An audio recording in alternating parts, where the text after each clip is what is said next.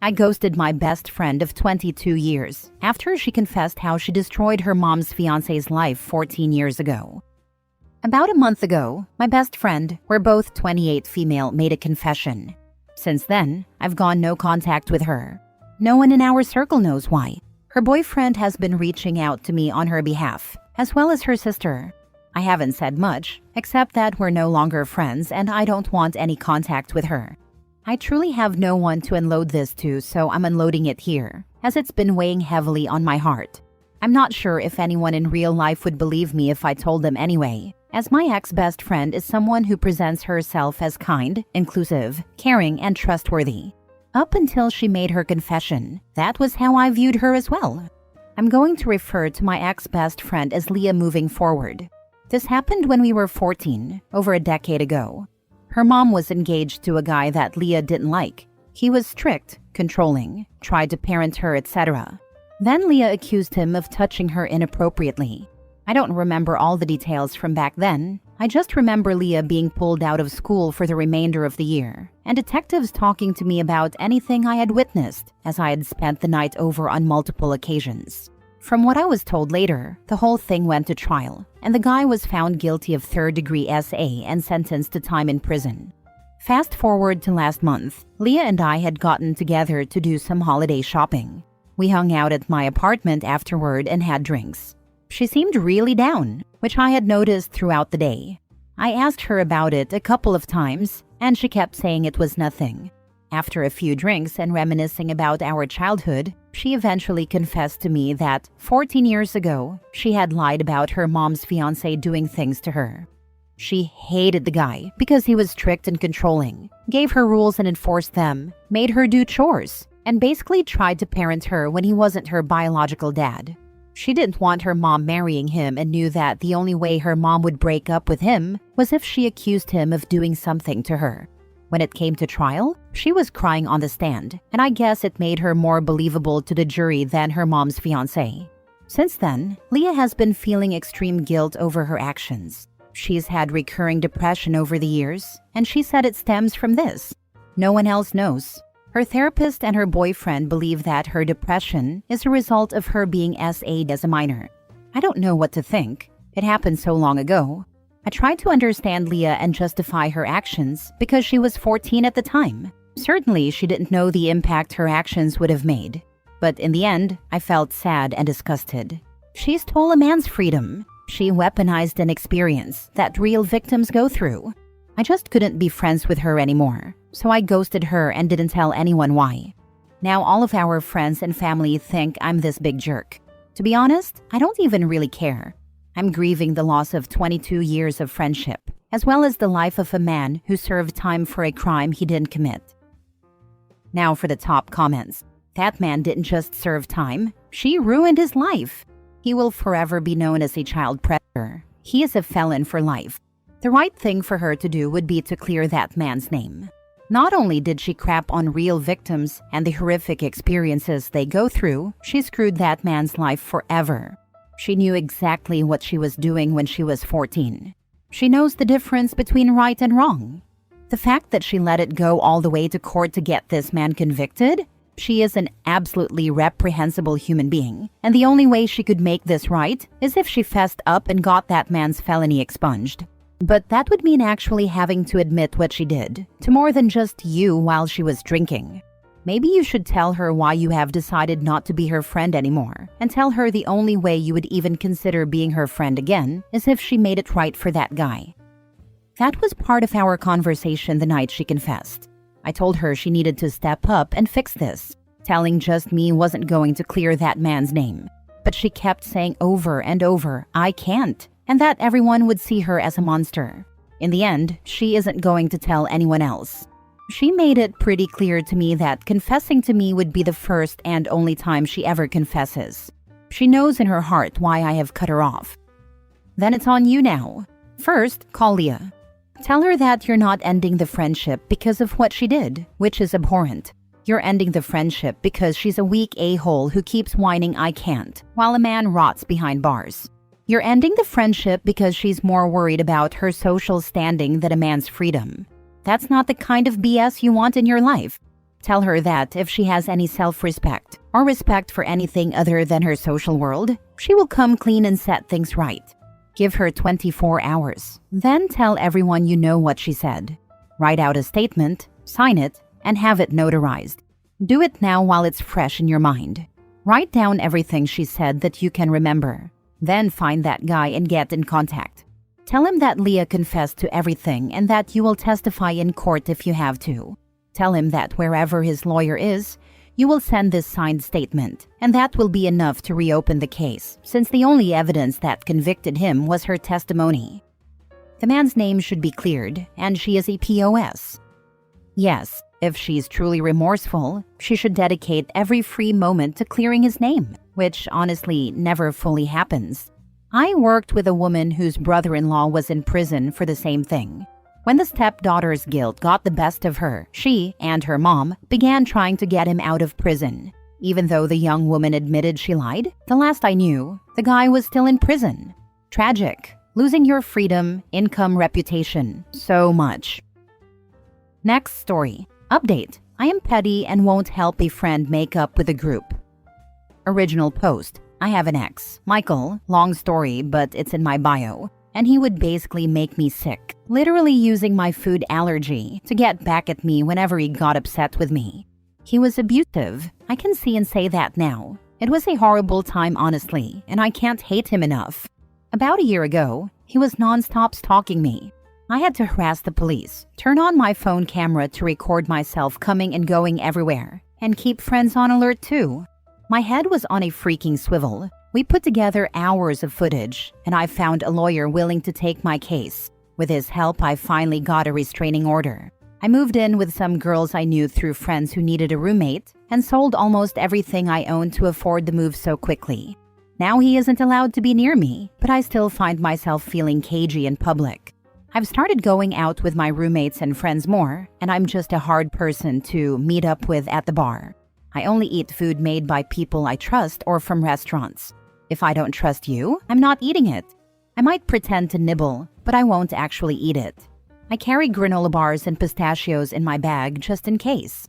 It makes me feel isolated and sad, but I can have panic attacks if I try to push too far out of my comfort zone. I feel like the wet blanket of my friend group and feel bad every time I decline an invite. Well, New Year's Eve happened, and we all went to a friend's place for dinner. It was a potluck, so I made a couple of dishes I could eat, and I knew I could eat the food my 3 roommates made because I do trust them. I didn't eat anything outside of this. This isn't new to most people, but it did become a topic of conversation when someone in the group we'll call Tammy started to make comments. I tried to change the subject, as did my roommates and other friends, but she flat out asked, "What's your damage anyway?" and left. I started to tear up, and she waved it off like, "Oh, don't be sensitive. I'm just joking," or whatever. So I just broke down crying. She sort of panicked and said, "Oh crap, are you seriously crying? Damn girl, okay." And I got so angry. So I told her that I have an ex who fed me food I was allergic to and would put stuff in my food as a form of control, that I'm in therapy but have deep PTSD, that it's hard for me to go out to dinners, and this was one of the first times I tried because it was a potluck, and I knew I could hang out for the New Year's celebration, that my roommates and I were excited because I could try to do something normal after the abuse I suffered, and that now I felt like I should just leave. Tammy got really quiet and just went to another room. My roommates managed to mostly distract me, and we did have some fun. We did the countdown, and I even had a few drinks and loosened up a bit. I thought that was it, but Tammy apologized via text. She then requested that I tell everyone that she apologized and that we're good now, so she could stop being iced out of the group. I asked my roommates, and they shared that after Tammy left the room, most of the people there, aside from her husband, were cold to her and avoided her. She felt so out of place that they left before the countdown. And now a bunch of the friend groups there have stopped inviting her out or have outright canceled plans with her. Tammy was practically begging me to tell everyone that we're all good now, and I won't be doing that. She did apologize, and I accept that apology, but I won't lie and say we're good. I dealt with a lot of isolation after I left my home church and went agnostic, so I know how hurtful and damaging it can be, but I can't lie and say we're good.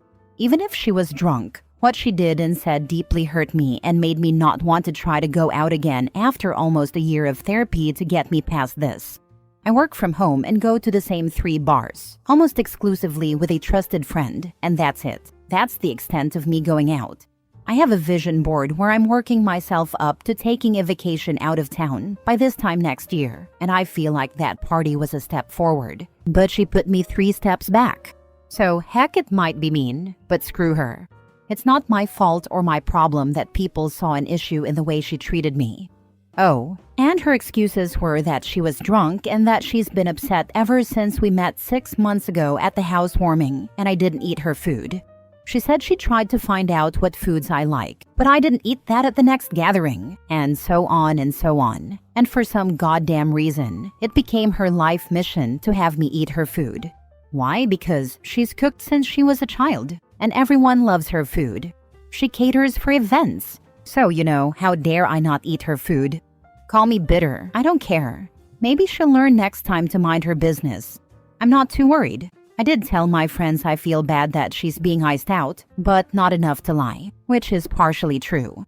I feel for her a bit, but just a bit. I hope she's having the day she deserves. Now for the comments before reading the update. Info. So she's asked before why you don't eat her food? What did you tell her? I'm assuming not the whole story about your ex. He sounds like a tool, by the way. In the past, when we were newer to each other, I just said that my criteria was too specific to explain in a short amount of time. She's cornered me before, and once it stressed me out so much that I asked her to leave it alone because it's a sore topic, but she kept pressing, and I cried. She got my roommate and he took me home. She never apologized for that or even inquired if I was okay, which I didn't care that much about back then.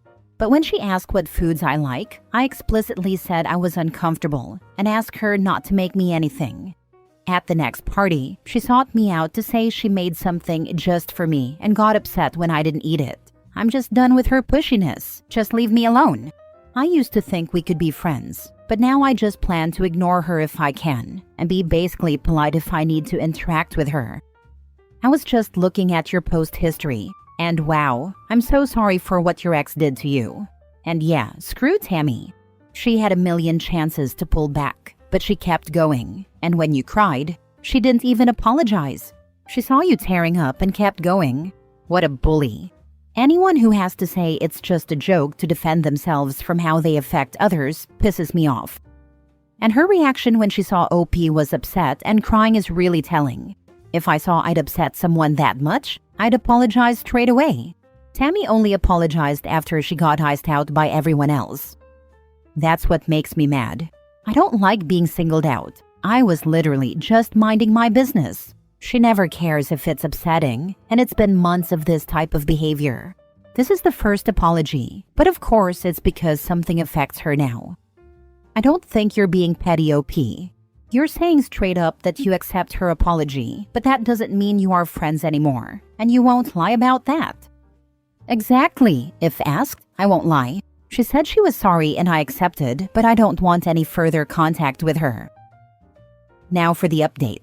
A few people asked for an update, and honestly, I wasn't sure there would be one because this all feels so boring, but here we are. I chose to stick with my plan and have no regrets. I did tell her I accepted her apology, but I wasn't going to say we're good because we're not. She's not a safe person for me, and more importantly, her actions have caused me to see her as unsafe. Whatever. All that means is I don't want to hang out with her. I'll be cordial when I see her, but we are not friends. No biggie. Not a requirement. Low stakes, right? Well, I was overwhelmed by texts and people asking what happened, so I chose to be neutral and just send a screenshot of her texts to me. Her apology. That way, people could make their own choices, and I felt I was being transparent and not trying to steer anyone's opinions. This past Monday, there was a group gathering. I went because it was the surprise portion of a birthday celebration for a friend, and I didn't want to miss that. I didn't outright promise to be there, but I know it meant a lot to my friend if I could make it. It was at a restaurant, which was a last-minute change that wiped out most of my excuses and made me feel more okay about going. I figured I could stay for a bit, give my gift, and leave early if needed. I met up with my roomies ahead of time and we spent time together before everyone else arrived, which was special in and of itself. Tammy was there. She and her husband Wyatt were among the first to arrive. She brought cookies. Most people politely took one. My roommates all declined, which immediately made the vibe weird. You could visibly see Tammy get upset. When she got to me, she looked at me, said in a snippy tone, "Of course not," and moved on to the next table without waiting for a response. That started some tension with my roommates, who were clearly annoyed on my behalf, but I asked them to please calm down and not make a scene. This wasn't the time or place, and I really didn't care enough for all the drama. They did keep calmish, but they also stuck close to me the entire party, which I appreciated more than I can say. I managed to stay for most of the party and got to talk to new and old friends. It was one of the most normal nights I've had in a very long time. When the birthday boy Jake opened my gift, part of it included food, a dish he's loved for years, and had specifically asked me to make for his birthday. He was genuinely excited and thanked me a bunch, which was sweet. But it was also the moment when Tammy suddenly made this sound. It was almost like a gasp. We looked at her, and she looked like she was about to cry, then rushed to the bathroom. Her husband Wyatt followed her, and they left pretty quickly after that. Later that night, in the group chat, Tammy apologized again, but this time it was more about how hard it is for her to feel unappreciated for her cooking and baking, because it's her love language and she's not near her family. She talked about how cooking is how she shows love, how she learned from her Omi and grew up with German cuisine and diverse recipes, and how painful it is when that isn't received the way she intends. She said she does this to share joy and connect with people, and since Wyatt is the friend and she's just his +1, it's very important to her to connect with all of us, and this makes her feel crappy. There was more, but I muted the chat and didn't look at it again until today after work. When I checked about 30 minutes ago, I saw that while she never mentioned me by name, she framed the situation as being shamed for loving people through food and holding our opinions of her food in high regard. A few people responded that it wasn't about her cooking, and someone did bring up what she said to me at the New Year's Eve party. She replied that she had already apologized, and then someone else posted a screenshot of her text and explained why it wasn't really an apology. At that point, she tagged me directly and said something like, "Okay then, sorry, OP, I'm sorry," and immediately followed it with how she feels like she's walking on eggshells and needs space, so she won't be accompanying Wyatt to events for a while unless it's a birthday. The next birthday coming up is one of my roommates. My roommate replied snarkily, "That's okay, you don't have to come for that," smiley face, and a few people laugh reacted to it. I noticed Tammy's icon drop down, so she definitely read it. She just hasn't responded. At this point, I'm honestly exhausted. I didn't want a public reckoning or to turn a group chat into a courtroom. I just wanted to exist in a shared space without my boundaries being treated like a suggestion, rather than respected space. I'm still keeping my distance and leaning on the people who make me feel safe, like my roomies and Jake.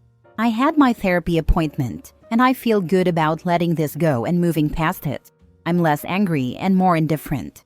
I don't know where this all lands, but I'm trying very hard not to take on responsibility for emotions that aren't mine to manage.